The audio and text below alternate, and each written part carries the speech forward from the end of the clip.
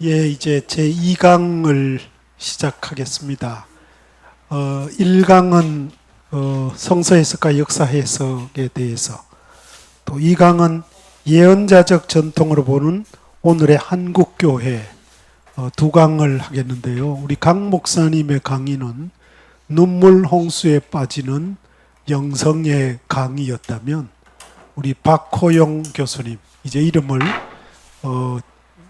박용환 교수님으로 바꿨는데, 박용환 교수님의 강의는 불의 강의입니다. 열정의 불길에 사로잡히는 그런 귀한 시간이 될 것 같습니다. 예언자적 전통으로 본 오늘의 한국교회, 우리 박수로 강좌를 듣겠습니다. 감사합니다. 여러분 만나 뵙게 되어서 반갑고요. 식사도 나누고 또 대화도 하는 이런 즐거운 시간을 갖게 되어서 참 기쁘고, 또 이 시간은 우리가 저와 더불어 여러분과 더불어 예언자적 전통으로 본 오늘의 한국 교회라고 하는 제목의 말씀을 드립니다. 먼저 제가 작년 3월에 제 이름을 개명을 했어요, 법적으로요. 그래서 전에는 이제 박호용인데 지금 이제 박요한입니다. 이 얘기를 드리는 것은 제가 작년 3월 이전에는 제가 쓴 책의 저자가 박호용으로 나오고요. 3월 이후부터 쓴 나머지 책들은 박요한으로 나온다라는 것을 여러분들에게 말씀을 드리고, 오늘 제가 여러분들에게 이 프린트물 14페이지 보면 거기에 제 강의안이 28쪽까지 있어요. 그리고 이제 이 책을 만들면서 우리 신은태 목사님께서 저에게 뒤에 부록으로 하나 더 넣었으면 좋겠다 해서 그 60쪽에 나오는 6월 포럼 기독교 학술원, 이걸 뭐냐면 제가 내일 오후 3시에 양재에 있는 기독 학술원에서 유발 하라리의 인신 사상에 대한 기독교적 답변이라고 하는 제목으로 제가 이제 논문이라 할까요? 어쨌든 발제자가 되어서 제가 발제하고 또 거기서 또 이제 논평하는 그런 시간을 갖게 됩니다. 그래서 사실은 제가 여기에 참여하면 토요일까지 다 완주해야 되는데, 내일 제가 올라갈 수밖에 없다는 것 때문에 오전까지 제가 여기 있다가 올라간다라고 하는 것을 말씀을 드리면서, 그 뒤에 나오는 그 참고 자료, 그것은 내일 발표할 내용이라는 것, 그러면 여러분들이 참조하시면 되겠고요.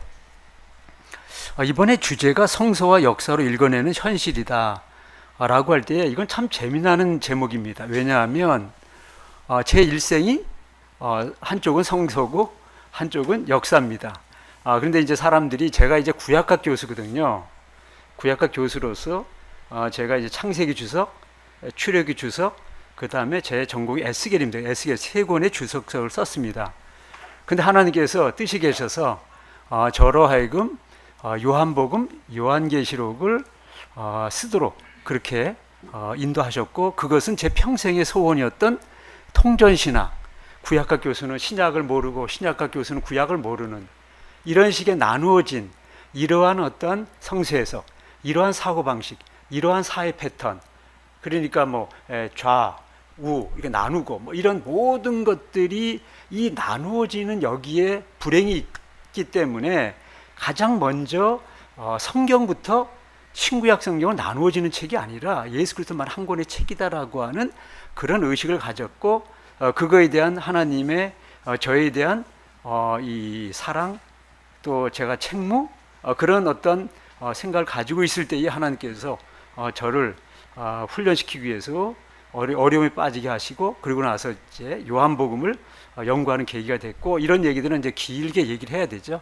그리고 이어서 이제 요한계시록까지 쓰게 되었습니다. 그래서 이제 신구약을 통전적으로 그냥 말로만 하는 게 아니라 실질적으로 5권의 진짜 중요한 책을 이렇게 이제 연구하고 또 책으로 냈다라는 것.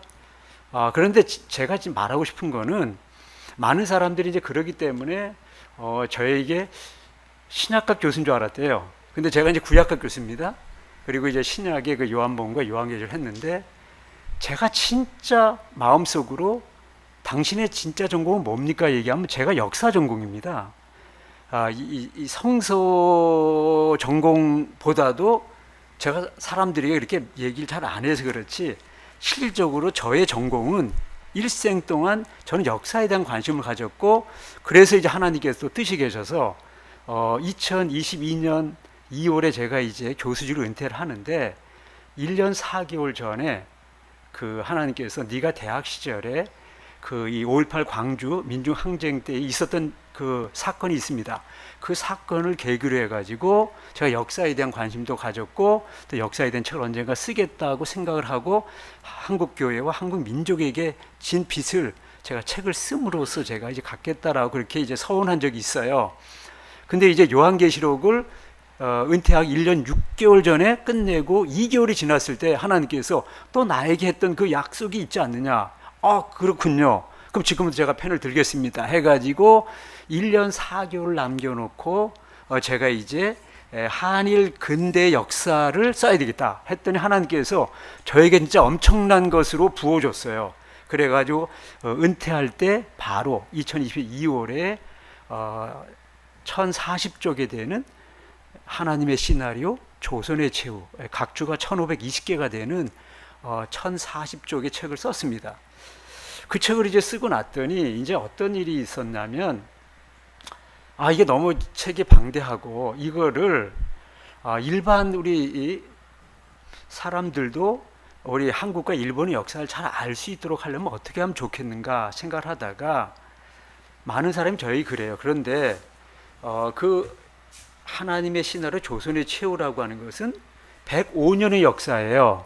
그 1840년에 아편전쟁부터 1945년 해방까지의 105년 역사를 35년, 35년, 35년. 그래서 이제 첫 35년은 일본이 이제 준비 기간이었고, 그 다음 1875년부터 35년 침략의 기간이었고, 10년부터 45년까지 식민 지배를 당하는 우리의 그 105년 역사를 일본 35년, 한국 35년, 일본 35년, 한국 30, 일본 35년, 한국 35년씩 해가지고 105년의 역사가 완전히 하나님께서 마치 감독이 한편 영화를 만들 때에 시나리오를 해가지고 그것대로 이제 배역을 맡겨가지고 한편 영화를 제작하는 것처럼 하나님이 시나리오 쓰시고 그것을 한국과 일본, 옆에 중국, 러시아, 미국, 뭐 다른 나라도 있겠죠. 이런 나라들이 어떻게 해서 하나님이 역사의 주관자가 돼가지고 이 역사를 써갔는가라고 하는 거를 썼어요.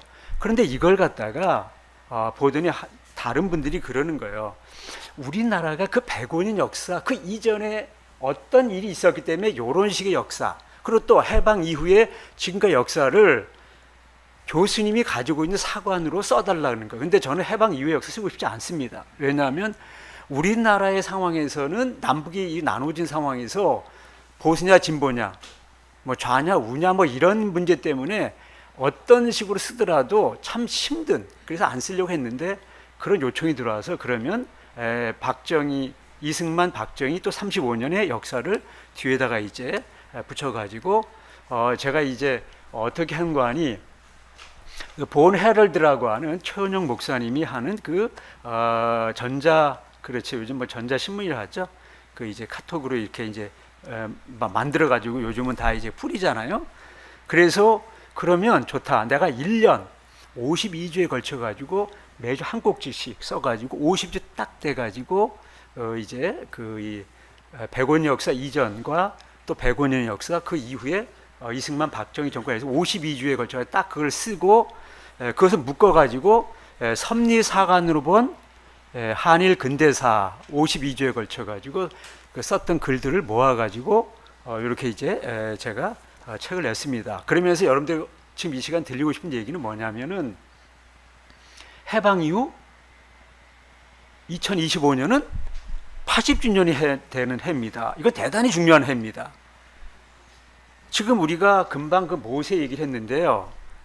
하나님이 이제 모세를 쓰기 위해서 그 40년은 애굽의 왕자로, 그리고 미디안 광야에서 40년은 어떤 세월을 보냈느냐? 그것은 다른 게 아니에요. 왕자의 신분을 내려놓고 네가 저 시브리라고 하는 민중을 이끌어내려면 너 자신이 민중이 돼야 된다. 그러려면 그 민중의 정체성, 그 모습을 가지려면 그 왕자의 때를 벗기는 기간이 40년이 필요한 거예요. 그러면서 민중의 자리에서 일반 백성들이 어떻게 살아가야 되며 애굽에서부터 이 미디안 광야 넘어서 가나안 땅까지 가는 그 길을 네가 이제 영도자가 되려면 먼저 그 기후는 어떻고 어디에 샘이 있고 어디는 광야고 어디에는 뭐 저기 바람이 많이 불고 어디에는 산이 있고 이런 모든 지형을 다 알아야 되고 그리고 백성을 인도하려면 너가 그 인내해야 되는 그 인내 기간과 네가 백성들의 그 이 삶의 자리와 그들의 마음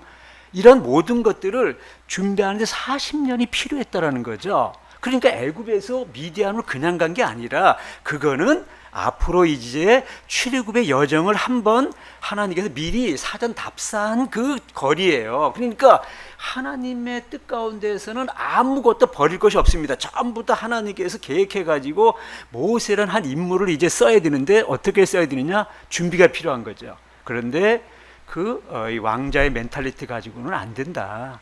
백성들의 마음을 알지 못하고 어떻게 그 백성들을 인도할 수 있느냐라고 해서 필요한 게 40년이었고 이제 진짜 이끌어내면서 40년 동안 광야를 가서 이제 마지막에 들어가기 직전에 이것도 중요하죠. 왜 못 들어왔느냐? 이거 막대기 물 나오라고 2번 쳤기 때문에 못 들어간 거 아니죠. 그건 꼬투리 잡기죠. 하나님이 그래 사람 죽였는데도 살려주시는 분이 그래 막대기 2번 쳤다 그러겠어요? 우리 강희태 목사님이 정확하게 말씀했어요. 그거는 문자고 그 이면에 깔리는 가장 중요한 메시지가 있죠. 그것도 다 제가 이제 출애굽기 주석서에다가 다 이제 써놓으면서 저는 강희태 목사님이 말씀한 그 모든 것들은 굉장히 제가 잘 받아들입니다. 왜냐하면 그거는 제가 그동안에 하나님께서 저를 준비시키기 위해서 철저히 그런 아주 밑바닥 생활까지 하게 하시고 또 특별히 요한복음 같은 경우에는 요한복음이 지금까지 얼마나 많은 사람이 좋아하고 얼마나 많은 학자들이 요한복음을 썼습니까? 그런데 그런 책이 아닌 다른 책을 썼던 것도 하나님께서 요만큼씩 문을 열어주는 거예요. 네가 내 마음을 알아? 네가 내 마음을 알지 전까지는 요한복음을 안 보여줘. 그냥 네가 원하는 대로 마음대로 해석해. 근데 이제 제가 요한의 마음에 들어가니까 요한이 그래 한번 요만큼 열어줄게. 그래 좀 요만하게 이렇게 해가지고 7년 반 동안 열어주면서 이거다 하고 하나님께서 저에게 열어줬어요. 그런 이제 간증이 다 있습니다. 그래서 저는 우리 강희태 목사님의 하시는 말씀이 굉장히 들어오고 학문적으로 얘기하면 이런 거예요. 예를 들어서 그 안병무라고 하는 민중신학자가 그리고 그 제자인 김창락 교수가 그리고 그 제자인 김진호라고 하는 그 목사님이 이제 민중신학이라는 걸 했어요. 근데 김창락 교수가 이런 얘기를 했어요. 책에서 서구신학은 근본적으로 문제가 있다. 뭐냐면 니들이 예를 들어 마가복음을 해석을 한다고 할 때 니들은 마가의 그 삶의 자리인 민중의 자리까지 내려가 봤느냐? 니들은 마가복음이라는 걸 해석하면서 그거는 사변이야. 컨텍스트가 중요한 거야. 안병무 교수가 바로 전태일 사건을 통해 가지고 성서를 해석하는 그 기준점이 뭐냐? 컨텍스트라고 하는 그 분명한 자리가 없는 상황이라고 하는 걸 묻지 않는 성경 해석이라고 하는 게 얼마나 사변이냐. 그러면서 서구 신학은 지금까지 관념적인 신화했다라는 거예요. 그러면서 이제 민중신학이라는 게 나오게 됩니다. 저는 거기에 감동을 받습니다. 그런데 제가 민중신학을 철저히 비판합니다. 왜냐하면 해석이라고 하는 건 이런 거예요. 내 걸 갖다가 집어넣어가지고 나오면, 그러니까 뿔트만이 자기가 그동안 공부했던 것, 언어학, 그 다음에 그 루터교의 뿌리부터 시작해가지고 그 당시에 그 종교 사학파 다 해가지고 자기 신학을 갖다가 요한복음에 집어넣어가지고 나왔어. 그러면서 내가 새로운 요한복음을 해석했다. 그 중에 하나가 이런 거죠. 요한복음은 이 순서가 너무나 편집이 엉망으로 돼 있으니까 이거를 갖다가 이렇게 순서를 바꾸자. 그래가지고 4장, 5장, 6장, 7장 이런 순서로 돼 있으면 이거를 예루살렘 묶어 5장, 7장, 갈릴리, 사마리아 묶어 4장, 6장 그래가지고 4장, 6장, 5장, 7장 이렇게 읽자. 이걸 갖다가 위치 변동설이라고 그래요. 위치를 변동하면 이거는 갈릴리 예루살렘, 아니 갈릴리 사마리아, 여기는 예루살렘에 있었던 이야기, 이런 식으로 해가지고 읽으면 더 훨씬 더 요한복음 이해하기 쉽다. 그건 네 생각이야. 요한복음 저자, 편집자는 의도가 있기 때문에 지금의 4장, 5장, 6장, 7장으로 그렇게 그거 갖다가 쓴 거고 그렇게 편집한 거야. 그러면 네가 물어봐야 돼. 요한아, 너는 왜 요한복음을 4장, 5장, 6장, 7장 순으로 썼느냐라고 물어보면 기다려. 그러면 조금 있으면 하나님께서 너에게 성령의 계시로 가르쳐 주는 게 있어.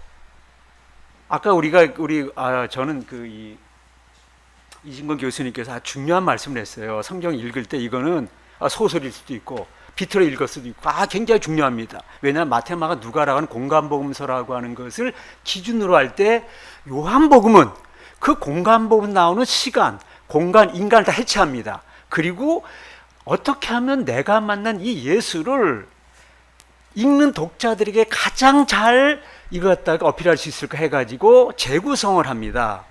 그러니까 이 요한복음을 해석할 때 아니면 출애굽기를 해석할 때 먼저는 우리가 공부를 해야 돼요. 그러고 나서 내려놓고 물어봐야 돼요. 저자에게, 편집자에게. 너 왜 이렇게 했냐? 가령 이제 우리가 요한복음 2장으로 얘기한다면 너는 왜 첫 표적을 가나의 혼인잔치 표적으로 했느냐라고 물어보는 거예요. 공간복음에서는 첫 표적이 그거 아니거든요. 근데 요한복음 그걸 했거든요. 그러면 굉장히 중요한 의미가 거기 있어요. 그런데 그 다음에 2장 13절부터 그 성전 정화 사건이 나와요. 그러면 이제 뿔트만 같은 경우에는 그건 당연히 예수님이 성전 정화 사건 하다가 붙잡혀가지고 십자가 달려 죽은 거야. 공생의 말기에 있었던 사건이야. 그런데 그러면 요한복음 2장 맨 앞에 나왔어. 그러면 두 번 있었는가? 처음에도 있었고 끝에 있었고. 그건 아닐 거야. 그럼 마지막에 있을 거 아니야? 그게 맞지? 근데 너는 왜 그걸 맨 앞에 놨니? 하고 물어봐. 그러면 그래서 이 편집자가 이 요한복음 2장에다가 성전 정화 사건을 거기 놨다라는 거를 기도하면서 하나님께서 주시는 계시로 그래서 그렇구나. 그걸 잘 이제 설명을 하는 거예요. 다시 말하면 내 것을 가지고 넣으면 뉴텔링이 되는 거죠. 그래가지고 새로운 신학이 나오는 거예요. 뿔트만의 신학이 나오는 겁니다. 근데 저는 그렇게 하는 게 아니고 공부를 해요. 그리고 그거 갖다가 이제 다시 물어요. 기도를 통해 가지고. 그러면 그분이 가르쳐 주는 거를 정리합니다. 그러니까 나온 책이 저의 요한복음이라는 책입니다. 그런데 여기서 이제 중요한 세 가지가 있어요. 제가 하는 이 방법을 가르쳐서 제가 하는 게 아니라 성경 본문에 있는 그대로 2000년 전 얘기를 오늘의 한국말로 우리의 문화에 맞게끔, 그리고 그거를 말하는 의도를 이제 다시 풀어서 설명하는 걸 다 이렇게 말하면 리텔링이라. 나는 내 걸 말하는 게 아니라 다시 말할 뿐이다. 그걸 리텔링이라 그래요. 그러면서 제가 이제 요한복음을 해석하는 데 있어서 지금까지 요한복음 해석자들이, 죄송하지만 뿔트만부터 시작해서 조금 더 다시 또 깊이 얘기하겠지만 세 가지가 빗나갔어요. 첫째는 요한복음 전공 최고의 학자인 뿔트만이, 첫째는 구약을 잘 몰라요. 요한복음은 완전히 구약에 절여져 있는 책인데 구약을 잘 모르는 거예요. 근데 저는 구약 교수잖아요. 구약 연구한 사람이니까 구약을 잘 모른다는 거예요. 두 번째, 뿔트만이 제일 싫어했던 게 뭐냐, 묵시문학이라는 말 싫어합니다. 종말론이라는 말 좋아하는데 그의 제자인 케제만이 기독교의 신학이라고 하는 것은 묵시문학이 어머니가 되어서, 묵시문학은 기독교의 어머니입니다 했더니, 내가 종말론이라는 말을 하면 좋지만 묵시문학이라는 말을 계속 고집하면 넌 내 제자가 아니야 라고 할 정도로 묵시문학이라는 걸 굉장히 좋아하지 않았습니다. 그래서 그가 요한복음이라고 하는 1921년부터 20년에 걸쳐 1941년에 지난 세계 최고의 신학책 두 권을 얘기하라면 바르트의 이 로마 주석이고요, 성서신학자인 뿔트만의 요한복음 강의 책이죠. 주석책인데 그 책이 처음부터 끝까지 빗나갔다는 걸 제가 이제 학문적으로 다 밝힙니다. 왜 그러느냐, 이러이러하는데 뿔트만이 요한계시록을 몰라서 그렇다. 다시 말하면 요한복음을 알려면 요한계시록을 잘 알아야 돼. 금방 얘기했죠. 요한을 알려면 구약을 잘 알아야 되고요, 두 번째, 요한계시록 잘 알아야 돼요. 그래야 요한계시록이 묵시문서인 것처럼 요한복음도 묵시문서라는 것, 요거는 또 우리 신약학자들이 굉장히 힘들어합니다. 왜냐하면 지금까지 요한복음이 묵시문이라는 걸 잘 몰랐어요. 세 번째는 뭐냐? 삶의 자리라는 거죠. 금방 민중신학자가 그 막 해석할 때는 컨텍스트에 있는 것처럼 이 요한복음은, 아니 신약성의 마태복음부터 요한계시록까지가 27권인데 지금 신학자들이 놓치는 게 있어요. 뭐냐? 이 책이 북왕국의 갈릴리 전통이냐 남왕국의 예루살렘 전통이냐 이거를 따져야 되는 거예요. 그랬을 때에 이 신약 성경은 남왕국의 유다 지파의 그 예루살렘에서 이제 이게 다 써지고 만들어지고 397년에 이 그 정교화 될 때까지의 이 기간이 있는데, 주류는 북왕국은 뭐 망해가지고 10지파는 없어졌고 남쪽이 유다만 남아서 가는 거예요. 어쨌든 그게 뭐 거기 디아스포라다가 전세 흩어졌든 아니든 관계없이 남한국 유다에 속하는 예루살렘 중심의 학자들이, 제사장들이 모여서 27권을 지금 편집합니다. 그리고 나중에 초대교회가 편집하는데 여기서 딱 2권, 마가복음과 요한복음 2권만 북왕국 전통이에요. 나머지 다 남왕국 전통인데 바울부터 시작해가지고 마태, 누가, 그다음 바울, 요한계시록까지 전부 다. 그래서 이런 얘기를 해야지만이 마가복음이 그 안병무 교수도 컨텍스트가 중요하고 갈릴리 전통이고 다 얘기했어. 일본의 그 유명한 또 그 학자인 전천건삼이 그 얘기도 했어요. 그런데 중요한 게 뭐냐? 그 얘기는 맞아. 그런데 그것이 바로 북왕국 전통이야.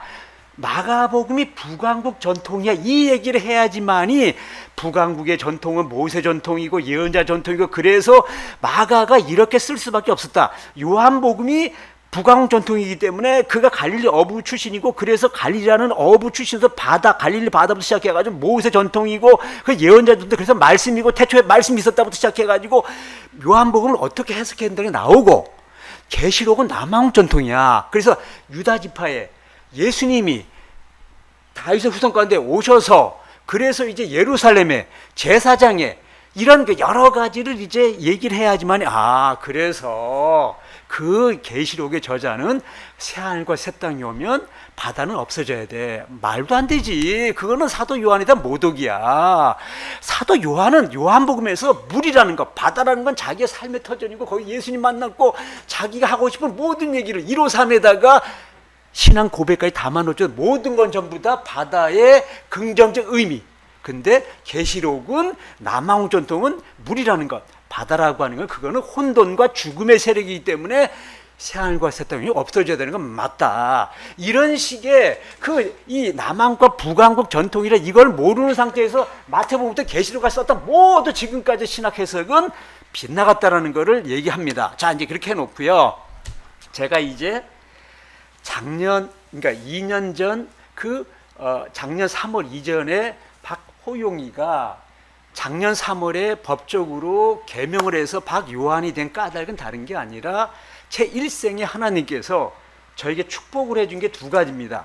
하나님이 인류 역사에 가장 큰 인류를 사랑해서 준 선물이 있어요. 2가지가.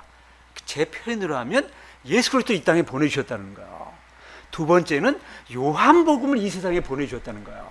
그럼 제가 이제 일생에 행운이 있었어. 뭐 여러 행운이 있겠죠. 뭐 와이프 잘 만났다. 뭐 그런 것도 뭐 될 수 있겠지. 뭐 예를 들어서 아니면 아들 딸 하나 주신 것, 저 행운이 있을 수도 있겠지. 뭐 등등의 행운이 있을 수도 있겠죠. 근데 제가 하나님께 일생에 가장 감사한 2가지 행운을 주셨는데, 하나는 뭐냐? 예수를 믿게 됐다는 거. 17살 때에. 2번째는 요한복음을 알게 되었다는 것. 이것이 하나님이 저에게 준 가장 큰 선물이다. 이렇게 얘기하면서 제가 이제 작년도에 3월에 이제 이름을 개명하고 나서 첫 번째 나온 책이 아자부 신학과 요한 르네상스라는 책입니다. 쿰난 출판에 나왔는데, 아자부라는 게 뭐냐면은 Again Jesus, Again Bible, 다시 예수, 다시 성경. 그러니까 뭐냐면은 우리 내일 가서 제가 발표할 이 기독학술론의 원장님이 김용환 박사입니다. 김명한 박사가 저를 만나가지고 하시는 말씀이 뭐냐면 자기는 무슨 신학 이런 걸 싫어한대. 민중신학, 정치신학, 여성신학, 흑인신학, 무슨 무슨 구속사신학 뭐 싫대. 아무튼 그래요. 근데 그런 얘기를 싫어한다는 거예요. 그러면서 그래요. 근데 저도 그랬어요. 근데 저는 그거예요. 그래 맞습니다. 그런데 저의 신학이 있어요. 그 뭐냐? 저는 그런 식으로 하는 게 아니라 종교개혁의 그 핵심 메시지를 따라가지고 종교 핵심이 솔라 스크립처라, 솔라 크리투스다. 그래서 나의 신학은 기본적으로 루터 신학의 뿌리를 두고 있기 때문에 나의 신학은 아자부 신학이다. 그러니까 나는 일생 동안 아자부 신학을 할 거고 여기다 AS를 더 붙였어요. 그 이유는 어게인 스피릿. 그 종교개혁 시대에 두 가지는 했는데 한 가지가 빠졌어요. 그게 뭐냐면 성령으로 이게 들어가야 돼요. 근데 이게 빠졌어요. 그래서 여기다 AS를 넣어가지고 아자바스라는 걸 만들고 아자바스 선교회를 하고 있으면서 아자바스라는 책을 이제 내게 됩니다. 근데 아무튼 이 아자부 신학과 요한 르네상스 이 표현이 뭐냐면요. 종교개혁은 마틴 루터에 의한 로마서의 재발견이에요. 근데 이제 기독교 역사는 500년마다 한 번씩 변혁과 개혁의 역사가 일어납니다. 그래서 저게 500년이 지나면서 신학적 패러다임이 바뀌어야 돼요.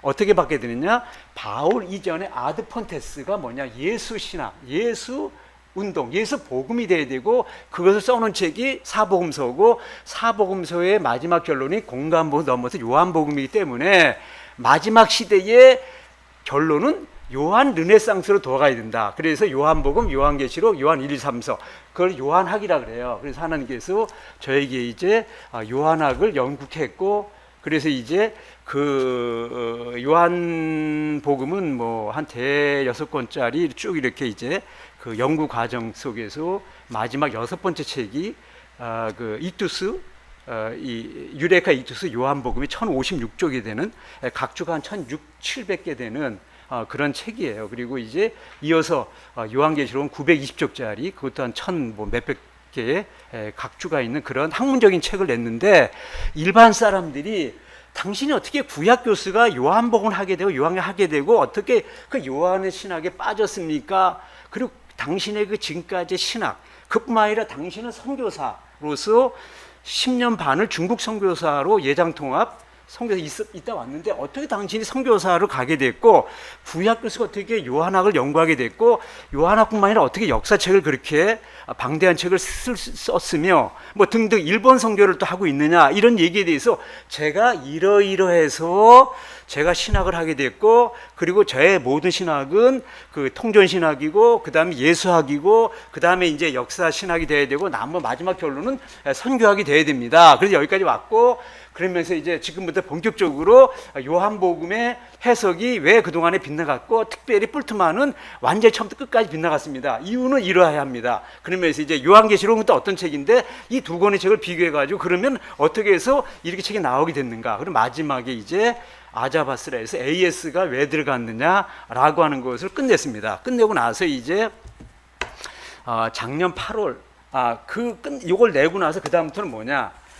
제가 이제 세계 신학계에 이제 패러다임이 바뀌었으니까 그러면 지금까지는 서구 신학이었는데 이제 한 바퀴 돌아서 이제 우리의 신학이 서구 신학에 다시 이제 패러다임부터 넘어가야 된다. 그러려면 어떻게 되냐? 우선 내 책을 번역을 해야 되겠다. 그래서 사실은 몇 년 전부터 어떤 사람을 통해 영어를 번역을 시켰는데 실패했어요. 그래서 6, 7년이 지났습니다. 근데 이제 어느 분이 나를 아는 한 목사가 교수님의 책을 다른 사람이 번역할 수 없습니다. 그 사람이 아무리 번역을 잘해도 교수님이 다시 해야 됩니다. 왜? 그것은 교수님의 이 책을 쓴 의도를 잘 모르기 때문에 그러니까 해야 됩니다. 근데 나는요 기계치라 뭐 지금 여기서 AI로 이걸 번역을 해가지고 어떻게 해가지고 뭐 얘기해도 잘 모릅니다. 근데 아닙니다. 제가 가르쳐 드릴 테니까 그래도 깔아줄 테니까 이대로만 하면 됩니다 해가지고 그 사람이 가르쳐 줬어요. 그래가지고 진짜 되나 안 되나 해가지고 두 가지를 가르쳐. 하나는 디플이고 또 하나는 챗 GPT예요. 그래가지고 이거를 요렇게 하고 그다음에 어떻게 하고 하라는. 그러면 이제 제가 여기에 본문 요만큼을 잘라가지고 집어넣어. 그럼 이걸 듣고 이게 마음에 안 들고 또 하고 이렇게 하면서 이 직역이 좋냐, 의역이 좋냐, 그리고 이거 번역이 잘못된 거 이렇게 해가지고 해가지고 제가 죽을 각오로 나는 1년 동안 이 3권의 책을 다 번역을 한다. 그럼 근데 그 요한복음 책이 지금 1000페이지가 넘는 각주가 1600~700개가 되는 아주 깨알같이 작은 글, 그걸 어떻게 하느냐. 그래서 이제 그거를 요약을 했어요. 해가지고 번역을 끝냈더니 760쪽이에요. 그리고 요한계시록을 또 줄여가지고 했더니 710쪽이에요.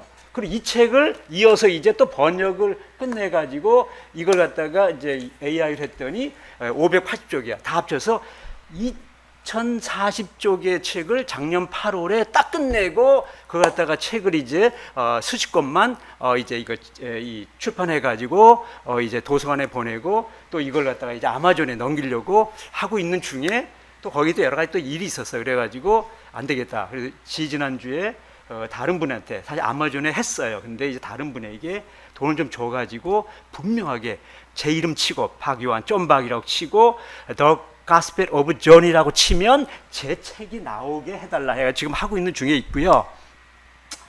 그리고 또 저는 또 책을 또 참 하나님께서 은혜 중에 많은 책을 썼는데 이걸 전자책으로 했으면 좋겠다. 그래서 또 엊그제 또 누굴 또 만났어요. 그랬더니 뭐 전자책을 하는데 예를 들어서 이게 1000페이지다 그러면 이거를 갖다가 읽을 때 200페이지씩 잘라야 되고 1000페이지 5권이 돼야 된다는 거예요.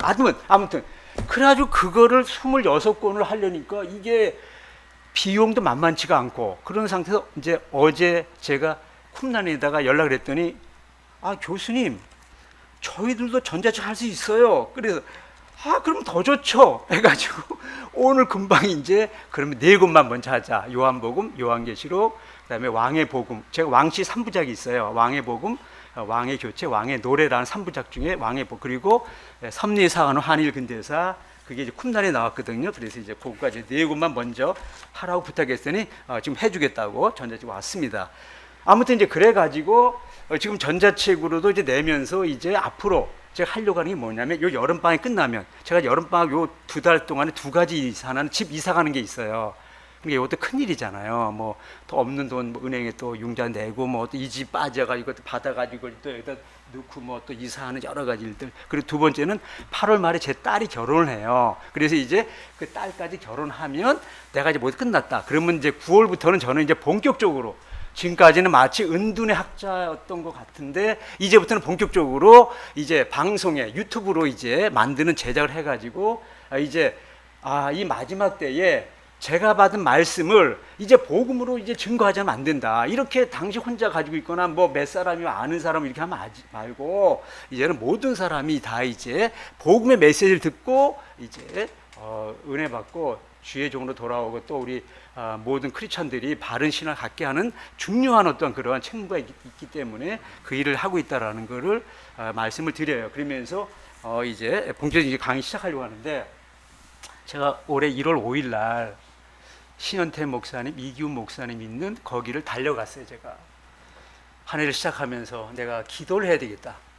그래서 신 목사를 만나고 싶어요. 왜냐 신 목사를 만나면 제 인생에 독특한 통찰력을 줘요. 그래서 내가 달려가서 이런저런 얘기하고 이기훈 목사님 댁에서 하룻밤 자면서 있으면 하나님 무슨 통찰을 주겠다라고 하는 생각을 하고 제가 달려갔습니다.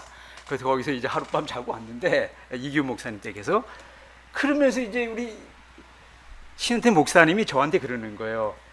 교수님 한스 킹이라는 학자가 있는데 뭐 잘 알지 않아요 우리가? 그분이 3권의 책을 썼어요. 유대교, 그리스도교, 이슬람. 근데 제가 이걸 갖다가 다 읽었어요. 그러면 저한테 이걸 보여주는 그러면은 내가 이걸 갖다가 어떻게 해야 되냐 했더니 교수님 반드시 읽어야 되는데 그래서 나 이거 지금 뭐 사실 타기도 그러니까 그러면은 내가 돈은 줄 테니까 그러면 보내오라고 그래가지고 신현태 목사 부탁해 우리 집에 이 책이 온 거예요. 그래 1월 22일 날 와가지고 그때부터 제가 이제 이 3권의 책을 저는 다 읽는 거예요. 우리 읽은 거냐 안 읽었냐 하는 걸 여기에 다 이렇게 표시가 돼 있어요. 이렇게 전부 다 그래가지고 이 3권의 책을 다 읽는 게 아니겠습니까? 이렇게 유대교 다 읽고 그리스도교 해가지고 이렇게 전부 다 이렇게 해가 다 동그라미 치고 이거 다 읽는 거예요. 이렇게 뭐라고 쓰고 뭐 이렇게 다. 그리고 이슬람 또 이게 다 읽는 거예요. 그래가지고 내가 죽을 뻔했습니다. 그래가지고 왜 그러냐? 이거 읽는 것도 읽는 거지만 그 11월부터 3월까지 제가 책 3권을 써야 돼요. 3권. 3권이 뭐냐면 이거예요. 이거. 자, 아자바스 시리즈를 해가지고 3권을 내게 되는데 1권이 뭐냐면 아자바스 운동 신학의 세 주제. 예수가 진리다. 그 진리, 성경, 성령. 그래서 이제 아자바스의 이 세 주제를 제가 논문 썼던 것들을 모아가지고 이 세 권을 냈어요. 그러니까 이게 이제 아자바스 신학이라는 것은 예수가 진리고, 그 다음에 성경, 그 다음에 성령, 이 세 가지 알아야 된다 가지고 200쪽 넘는 책으로 해가지고 이렇게 책을 하나 썼습니다. 200여 페이지.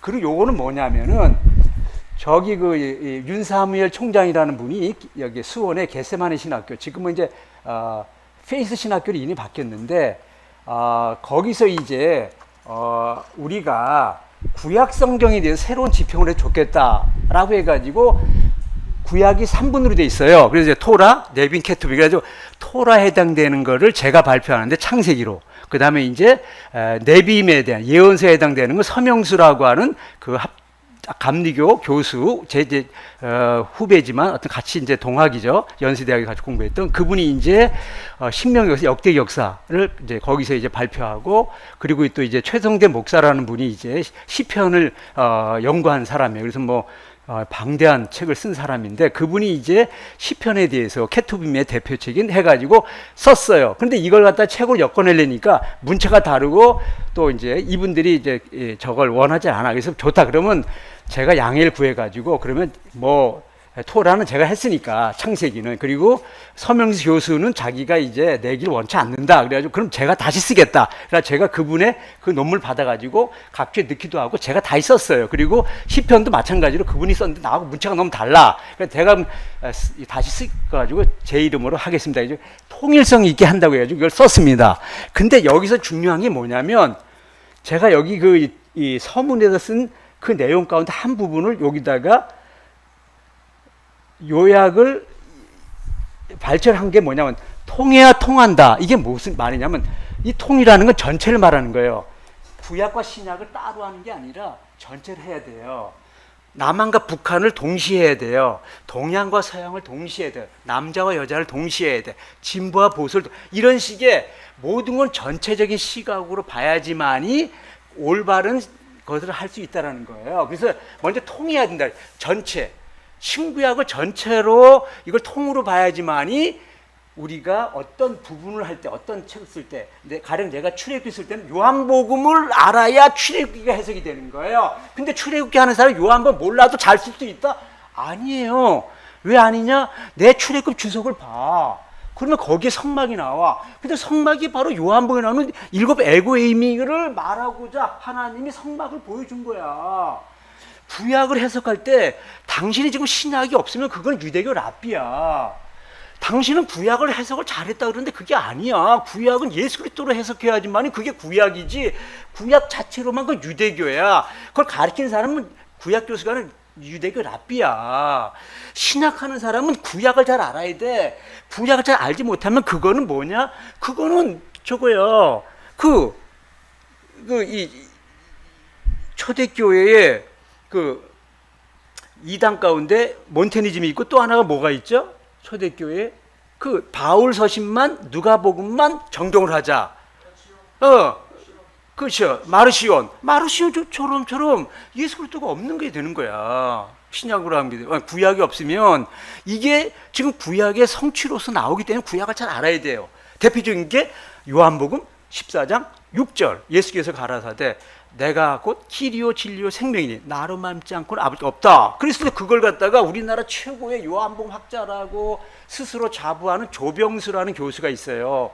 이분이 작년 10월 말 11월 초에 1300페이지라는 책을 쓰면서 내 인생 전부는 요한복음 썼습니다 해가지고 그거를 자기 친구인 최성대 목사, 아까 얘기했던 그분한테 줬어.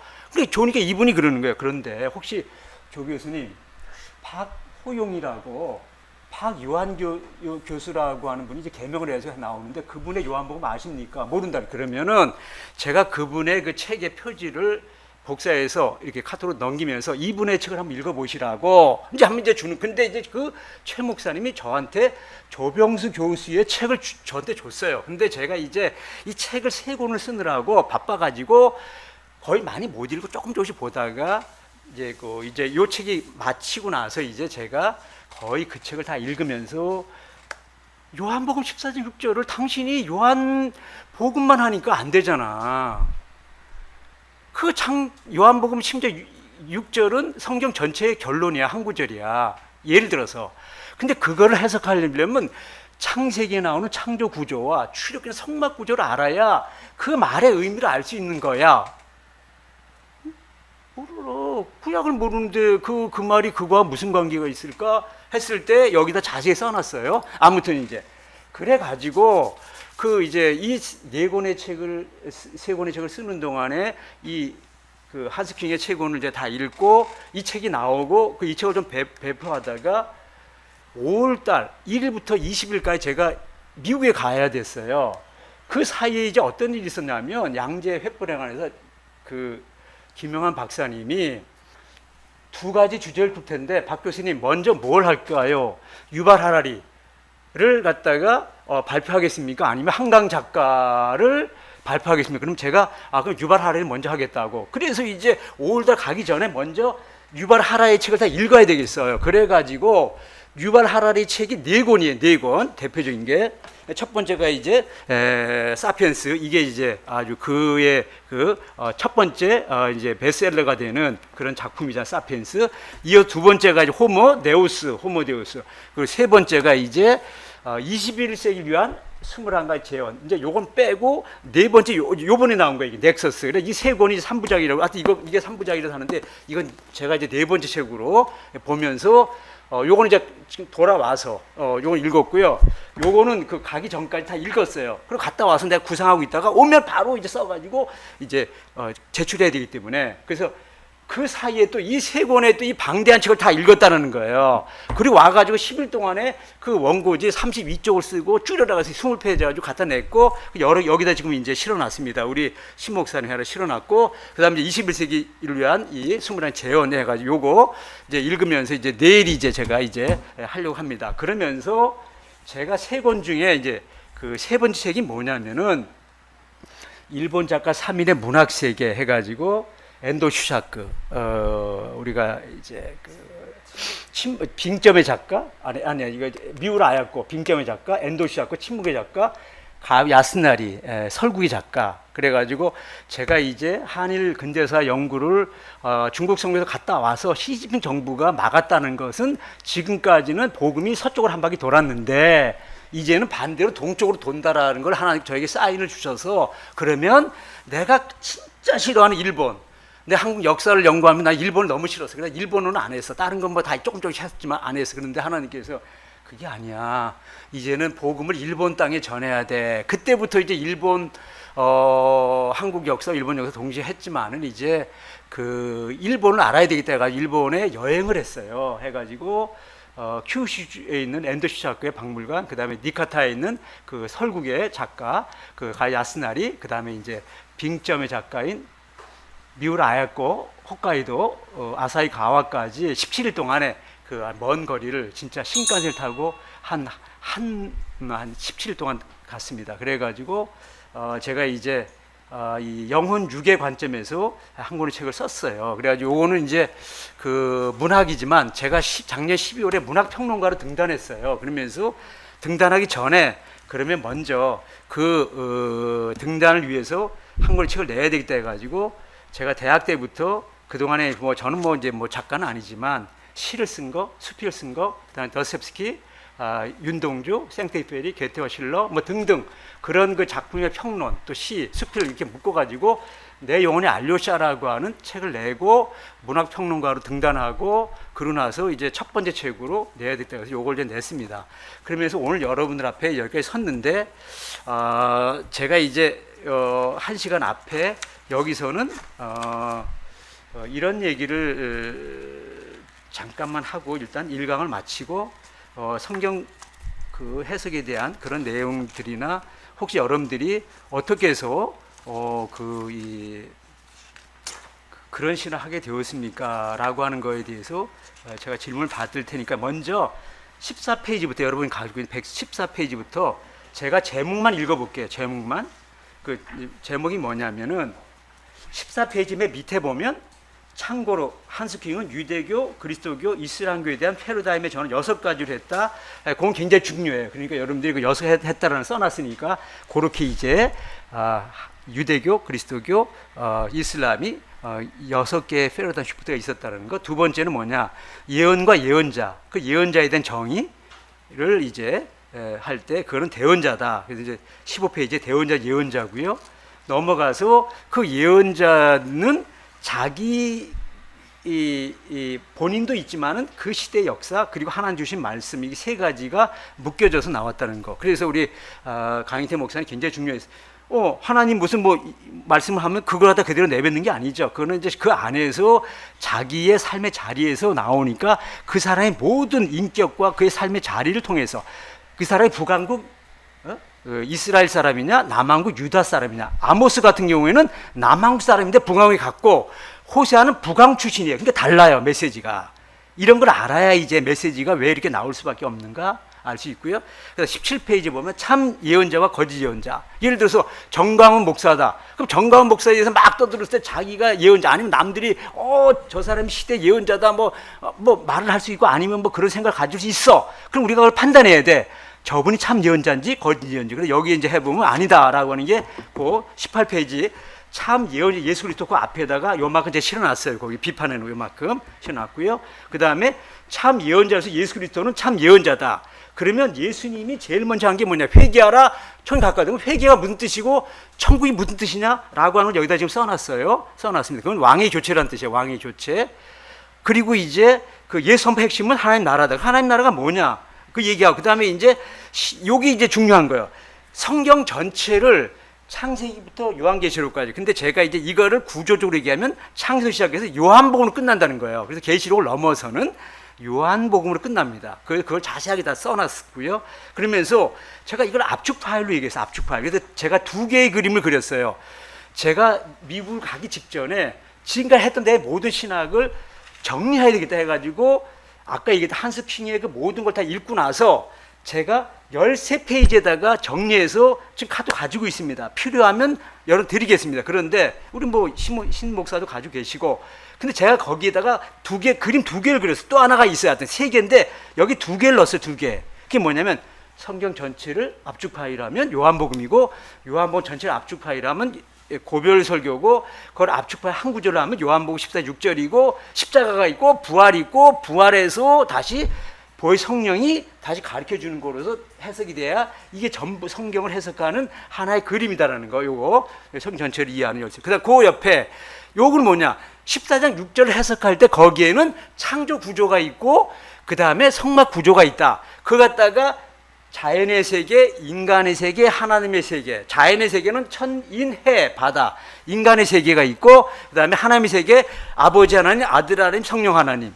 그리고 이제 이것이 성막에는 뜰의 3가지, 성소의 3가지, 지성소의 법궤 하나. 요거가 요게 전부 다 메노라, 다윗의 별 등대가지 모든 거를 전부 다 이 예수님이 14:6절에서 하는 그 모든 것이 창세기와 출애굽기가 성경 전체의 파운데이션이고 거기에 따라서 해석했고 그걸 알아야 14:6절이 하려고 하는 마지막 결론이 거기에 있다. 그리고 모든 거의 결론. 제가 하려는 모든 건 전부 다 샬롬의 신학이다. 그게 이제 이게 끝이에요. 정확하게 울렸어요. 바로 저거예요. 저게 샬롬의 신학이에요. 샬롬의 영성입니다. 말하고자 하는 모든 것, 지금 하고자 하는 모든 여기서 하는 모든 것이 전부 다 결론은 샬롬입니다. 샬롬. 그것이 제가 이제 하고자 하는 메시지의 결론이고 그걸 써놓은 게 22쪽에서부터 마지막 결론까지 고별 설교의 17장의 끝이 샬롬으로 끝나는 그렇게 돼 있어요. 성경책이. 여기까지입니다. 일단. 네. 역시 불같은 뜨거운 강의였습니다. 우리 박수 한번 해주십시오.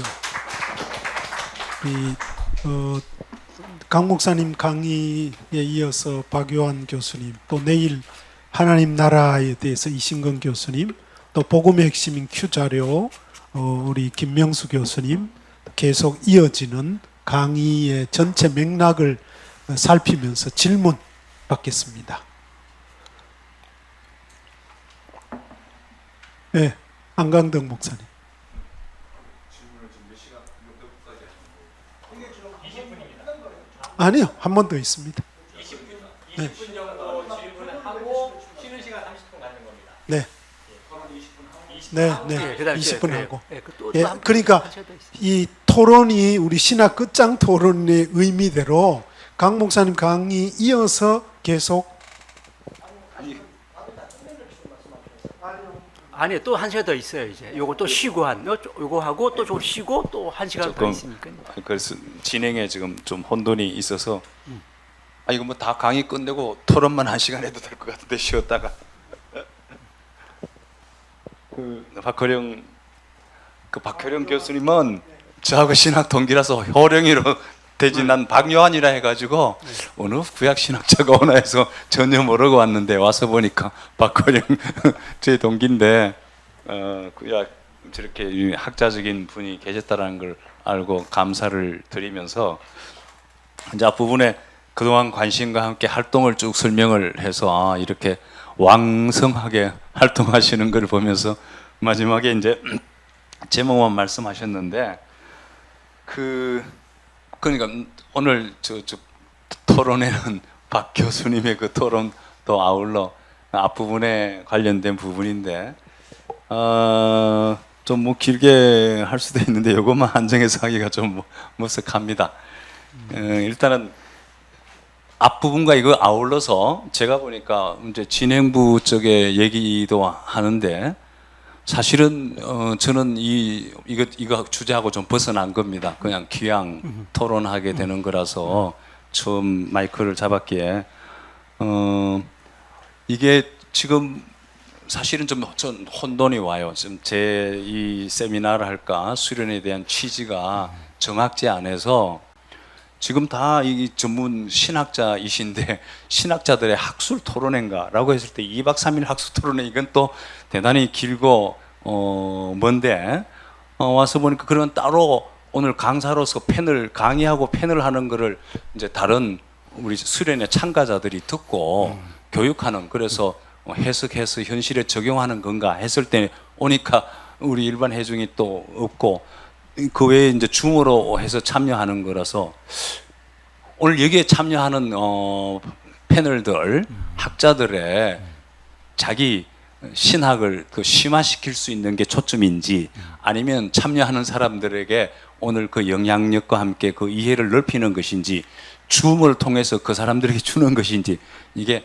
헷갈려서 초점이 좀 안 맞다라는 생각이 들고 예를 들어 내일에 이제 복음의 핵심이 지금 3시간 오후에 또 하나님 나라 통치인데 오늘 이 복음의 핵심과 하나님 나라 통치 주제에 이으면은 오늘 이 총 주제가 성서와 역사에 대한 해석, 현실에서의 해석 그렇게 주제가 나온다면은 처음부터 그것을 관점을 가지고 일관한다면은 사실은 48시간에 이게 이제 아니어도 가능할 수 있는데 그래서 이제 그런 점을 보면서 그러나 기왕 귀한 자리에 왔기에 우리가 소정의 목적을 잘 달성하는 입장에서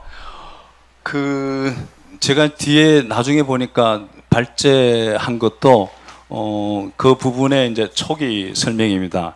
오히려 이 얘기를 좀 하는 것이 지금 세미나 초기에 제가 84쪽에 성서 해석과 신학의 원초적 성찰 해석 이 제목이 잘못됐습니다만 000 신학 패러다임에 우리 신 목사님 그 부탁을 하셔서 썼는데 그게 오늘 이 주제를 소화하면서 이렇게 생각합니다. 조금 제 말을 하겠습니다. 귀양 할 거니까. 제 얘기를 좀 할 수밖에 없는데 해석에 관한 부분이어서 제가 지금 여기 팜플렛을 하나 가져왔습니다. 이 팜플렛은 제가 제주도에서 16년 지금부터 이제 한 8년 됐죠. 8년에 우리 교회와 제주도에 뿌려진 한국교회 개신교의 팜플렛입니다. 자, 이 제목이 이렇습니다. 예수 믿고 죄 용서받아 천국 갑시다 라고 하면서 그들이 주장하는 게 지금 한국의 예수님은 우리의 구원이십니다. 이 정통적인 신앙을 말하면서 WCC는 우상 숭배다. 한국의 이슬람화를 막자. 동성애는 하나님의 심판이다.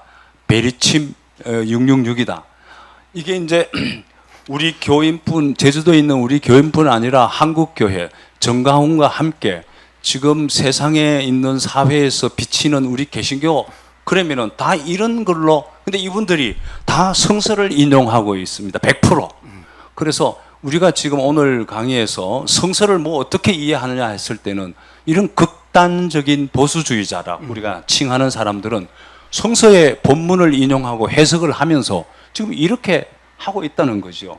근데 이런 그 사람을 놓고서 우리가 성서의 해석을 고민할 그런데 오늘 주제가 복음서에 나오는 신학, 하나님 나라 신학과 오늘 일반적으로 한국의 80%가 따르고 있는 이런 성서 신학이 다 성경에서 본문을 인용하고 해석하고 있는 가운데서 그러면 어느 성서의 관점을 택하느냐라는 부분이 심각하게 오늘 이 참여한 사람들이 논의가 되는데 사실은 이렇게 앞부분에 우리 목사님 말씀하셨고 우리 박호령 교수 이제 구약에서 말씀하십니다만은 성경에는 모든 해석을 다 끄집어낼 수 있다고 봅니다.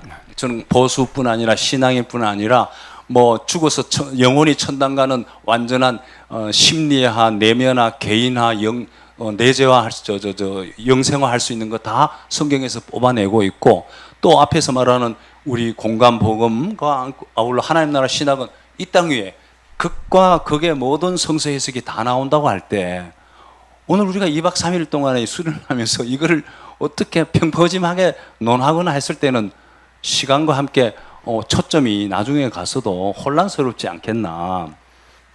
그래서 성서 해석의 문제가 아니라 저는 이런 고민을 합니다.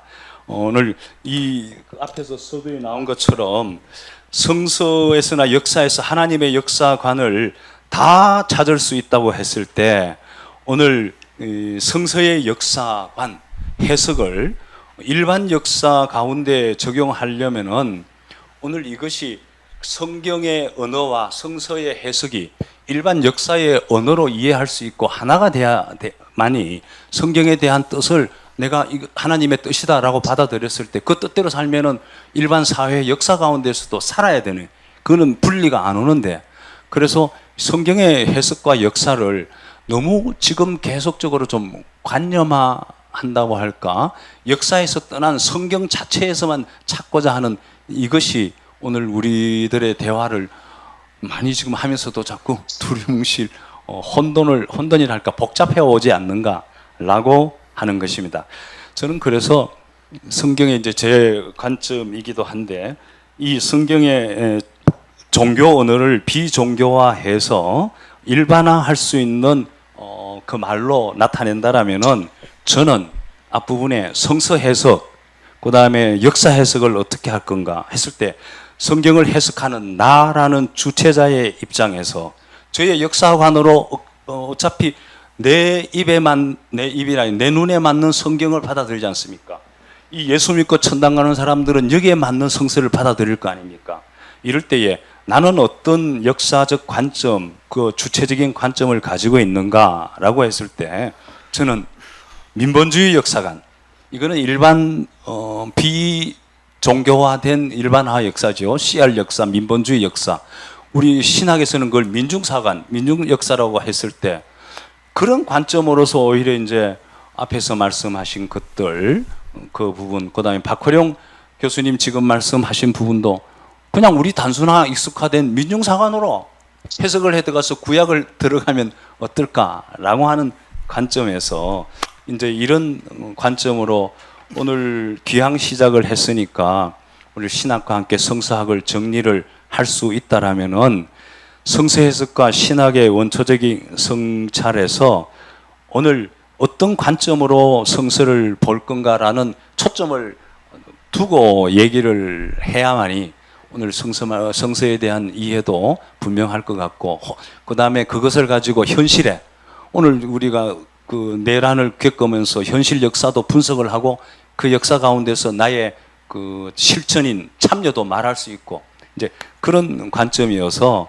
오늘 이런 정도로 좀 갔었으면 좋겠다라고 하는 게 제 1강을 마치고 토론에 좀 들어갔으면 싶었는데 이제 그거 떠나서 2강까지 연결이 됐습니다만은 박혜령 교수님의 이제 그 관점이나 제 1강에서의 관점 그래서 우리가 일반 역사 해석을 다 두리뭉실 하지 말고 좀 분명하게 하나의 역사관을 짚고 그 역사관에 의해서 성서도 보고 그래서 성서 볼 때 100%다 똑같은 거 아니지 않습니까? 그거 우리 정광훈과 같은 역사관인데 뺄 건 빼고 우리가 성서의 역사를 분명히 받아들여서 하나님의 뜻으로 받아들인다면은 그 뜻에 따라서 현재 역사 가운데 분석도 하고 실천도 하고 뭐 이래야 이곳에 와서 우리가 2박 3일 있는데 효력도 있고 또 힘이 나지 않을까라고 하는 좀 포괄적인 그런 서론적이랄까 저의 포괄적인 관점으로 우선 말씀을 좀 드리겠습니다.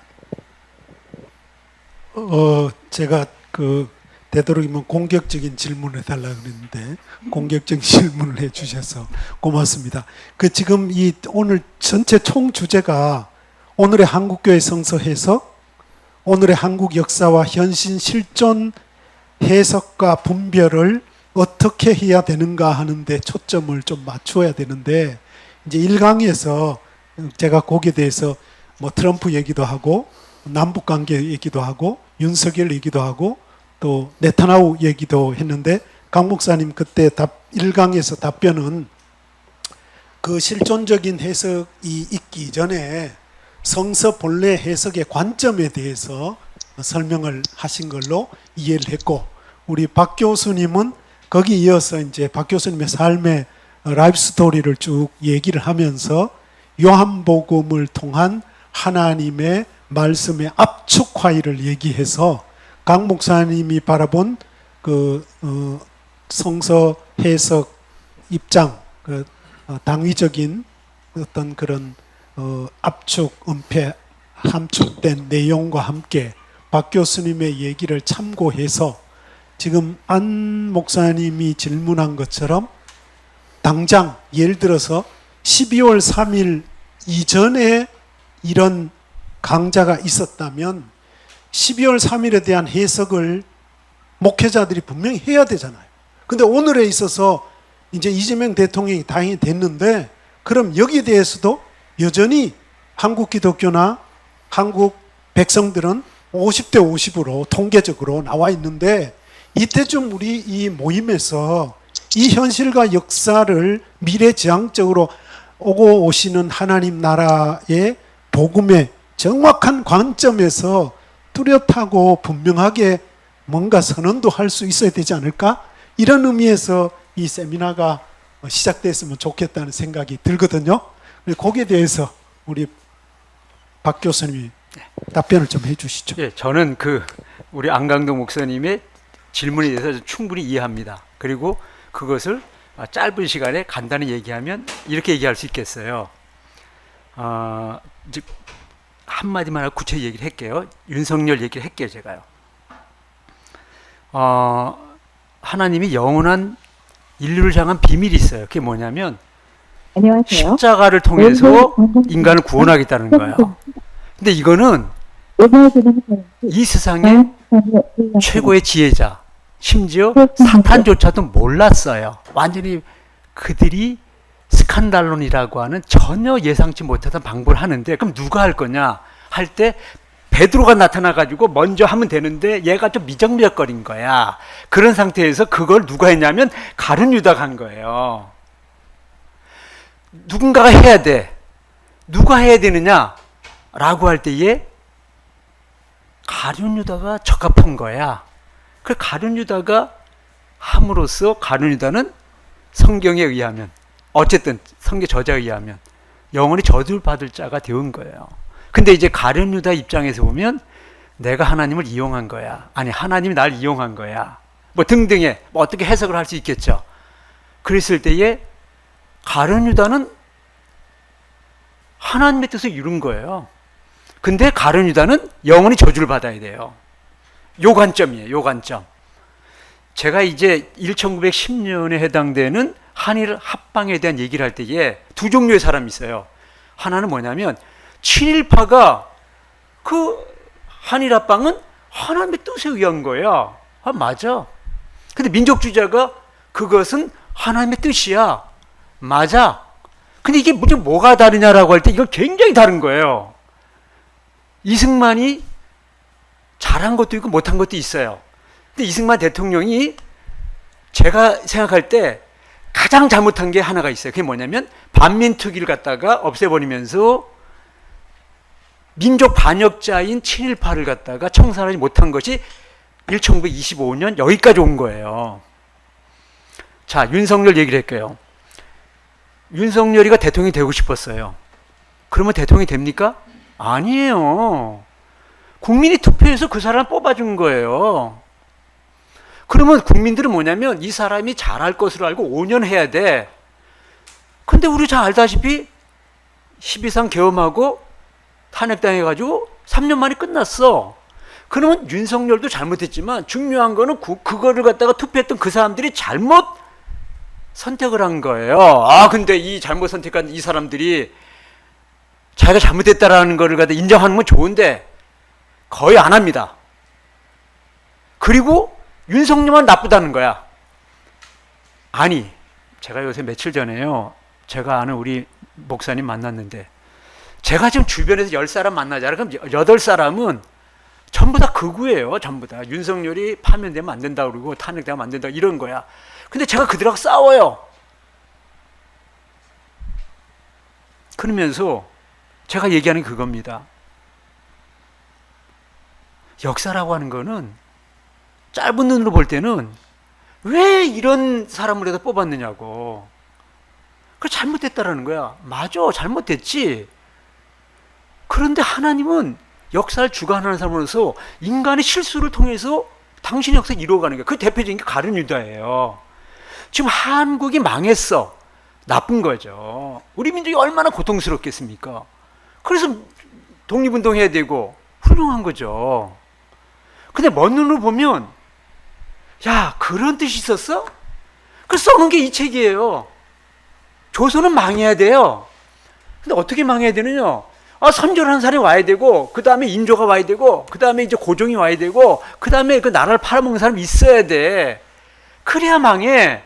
그렇지 않고 망하지도 않고, 이거 이러고 저렇게 되면 이게 큰 문제가 돼, 오히려, 거꾸로. 왜 망해야 되느냐?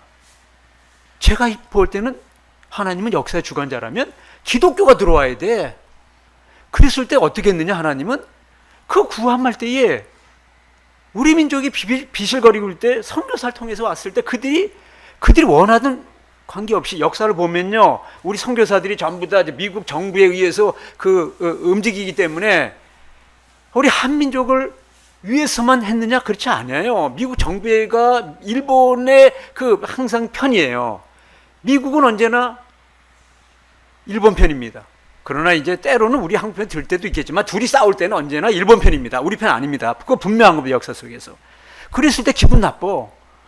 선교사들은 그래도 우리 편을 하려고 했지만 정부가 또 그러니까 아닐 수도 있지만은 그들이 뭐 했느냐? 복음을 전했을 뿐만 아니라 가장 중요한 건 뭐냐? 400에서 450년 동안 묶여있던 한글을 그들이 세계 최고의 언어다라고 하는 거를 성경 번역을 통해서 알렸고, 그러다가 이제 3.1운동을 기점을 해가지고 유교는 망했고, 그래서 500년 조선의 역사는 유교로 망하고 대신 기독교가 흥화할 수 있는 하나님의 이 놀라운 역사. 그리고 때가 되면 하나님께서 청일전쟁에서 일본이 이겨야 되고요. 이겨야 됩니다. 그렇지 중국 못 잘라냅니다. 러일 전쟁에서 러시아를 이겨야 돼, 일본이요. 그렇지 않으면 러시아 못 잘라냅니다. 미국 잘라내야 돼요. 어떻게 잘라내? 우리가 못 잘라내죠. 그러니까 예. 예. 네. 잠깐. 예. 1분만 먼저 결론만 냈고요. 예. 그래서 우리가 볼 때는 야속하기도 하고 답답하기도 하고 뭐 하는 것 같은데 역사는 심판이에요. 다 심판하는 겁니다. 어떻게 심판하느냐? 왜 윤석열이가 12.3 계엄했으면 빠른 시간 내에 해야지 왜 6개월이나 걸렸어? 아니에요. 다 드러내려면 6개월 걸려야 돼, 오히려. 그리고 역사는 심판이에요. 다 심판하는 겁니다. 그래서 섭리사관이 볼 때는 가장 무서운 게 이게 섭리사관이에요. 다 심판합니다. 가룟 유다, 당신이 그렇게 했기 때문에 예수님을 십자가에 못 박아서 하나님이 인류를 구원하니 했는데 너는 이 세상의 가장 큰 저주를 받아야 된다. 이게 하나님의 역사입니다. 그 섭리사관을 봐야 돼요. 네. 네. 예. 자, 또 얘기해요. 예, 그다음에 짧게. 네. 박 교수님, 오늘 발제하신 거가 6번에는 예. 샬롬의 세계를 말하는 성경의 첫 책이 창세기고 끝 책이 요한복음이고 예. 7번이 예언자 종교의 결론이 하나님 나라의 회복, 샬롬으로서의 하나됨이지 않습니까? 그러니까 마지막 이 샬롬을 위해서 성령의 하나됨을 지키자라고 했는데 예. 샬롬, 예. 그 우리가 편히 말하면은 여기 마지막 결론에 썼어요. 예. 하나님 나라와 샬롬의 나라는 구약의 메시아를 우리는 하나님 나라로, 그는 두 오늘 교수님의 내일 발제하고 일맥상통하니까 딱 뜻이 맞아요. 예. 그러면 이 샬롬과 하나님 나라가 실체가 아니잖아요. 실체. 제가 그걸 얘기하려고 그래 지금. 잠깐, 그래서 예, 예. 실체가 아니기 예, 예. 때문에 2000년 동안 예, 예. 저는 이것을 예. 역사관, 예. 그 하나님 나라의 가치관, 관점으로 받아들인다면은 그 관점의 뜻을 지금 2000년으로 끌고 와서 한국 사회에 적용하면은 예, 어떻게 하면 지금 어떻게 하면 그건 어떻게 내란을 하면 될까요? 종식하고 예. 우리의 민주주의를 회복하고 예, 여기에 실천가 나와야 된다라고 정리를 예, 제가 지금 그 얘기를 하려고 하는 거예요. 자, 잠깐만요. 제가. 예, 그 지금 이제 박 제가 그 교수님 얘기를 하려고. 책을 제가 다 읽었거든요. 예. 그 박 교수님 그 조선의 폐망사 어마어마한 책, 아주 그 반민특위 문제라든지 해결되지 않은 일제 고등계 경찰부터 시작해서 오늘의 검찰까지 이르는 것까지 명료하게 지적하면서 마지막 결론을 네. 그런 모든 악인들도 프레이, 어떤 배역을 맡은 하나님의 섭리사관의 관점으로 볼 때 로마서 8장 28절에 나오는 대로 합력하여 선을 이루는 거라는 섭리사관 관점의 내용을 썼어요. 지금도 그 얘기를 하시는 것 같고 동의해요. 그러나 그 섭리사관을 얘기할 때 심각한 문제 중에 하나는 현재 진행형으로 계속되는 윤석열을 죄악의 다른 것처럼 썼고 죄악의 12.3 계엄을 지금도 김진홍 비롯해서 미안합니다. 이 방송이 나가는데 제가 며칠 전에 한 방송 들었고 제 모교인 영남신학대학에서 강의한 그 엉터리 강의 2시간 들었어요. 많은 학생들과 교수들이 열광하고 있어요. 그 섭리사관의 관점을 빙자해서 예. 로마서 8장 28절에 합력하여 선을 이룬다는 빙자해서 자기가 윤석열을 지지하고 계몽령이라 하고 현재 진행력으로 하는 단죄되지 않는, 회개하지 않는, 저는 이걸 괴악이라 그래요. 음험하게 숨겨진 괴악인데 이 괴악에 놀아나는 오늘 상당수, 아까 목사님이 이야기했죠. 10명 만나면 8명, 9명은 태극기 부대야. 태극기 부대. 목사들이. 제 동기들 중에 판사들 많이 있는데 제 채팅방에 나왔어요. 제가 이런 관점도 보세요. 그러니까 제가 몰매를 맞았거든요. 너 인간들하고 대화 안 한다. 그러니까 단죄되지 않고 섭리사관 로마서 8장 28절로 그냥 허물어뜨리는 이 하나님 나라의 파괴범이 여전히 실존하고 있고 엄청난 영향력을 벌이고 있는데 우리가 오늘 이 모임을 통해서도 여전히 섭리사관의 어떤 긍정적 관점만을 극대화하면서 신학적인 현학의 모임으로 그친다면 성서 해석과 역사 해석이 오늘의 실존과 괴리된, 역사와도 괴리되고 성경과도 반성경적인 관점이 이르지 않겠는가 하는 게 제 개인적인 의문이고 많은 깨어있는 분들의 의문 같은데 거기에 대해서 짧게 답변하고 잠깐 쉬었다가 자요? 이어가겠습니다. 두세 가지만 짧게 얘기해요.